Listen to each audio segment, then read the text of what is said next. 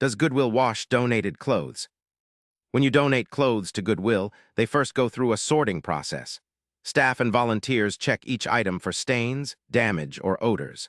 Clothes that are in great condition move on to the sales floor quickly. Those with noticeable dirt or wear may be set aside for other uses or recycling.